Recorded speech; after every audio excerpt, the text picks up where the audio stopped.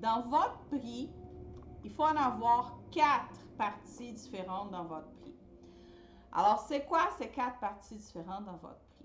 On a une partie qui va correspondre à nos frais fixes. Donc là, on paye un loyer, on paye l'électricité, on paye le téléphone. Tout ce que vous devrez payer, indépendamment d'avoir un client ou 50 clients dans les mois, c'est ce qu'on appelle frais fixes.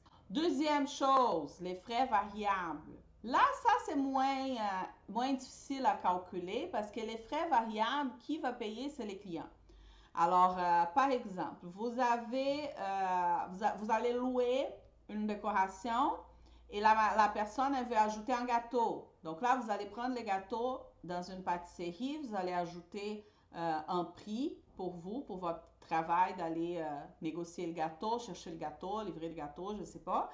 Et vous allez ajouter ces prix à votre forfait.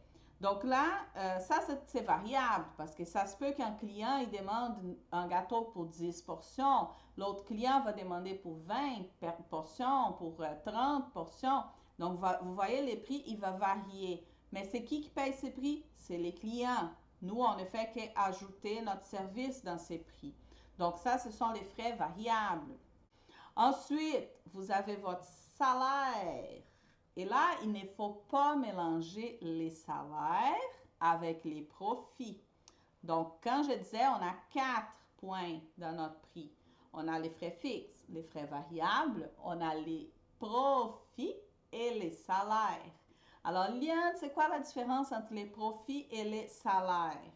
Les salaires, c'est votre paye. C'est votre argent que vous allez pouvoir prendre pour vos dépenses, pour vos personnel, pour le budget familial, pour vivre. Hein? Tout le monde a besoin d'un salaire dans la vie. Hein? C'est comme on dit, n'importe qui travaille pourquoi? Parce que ça prend une paye, ça prend l'argent qui rentre pour payer les factures, ça prend un salaire. Donc, les salaires, c'est l'argent que vous allez prendre, que c'est votre salaire.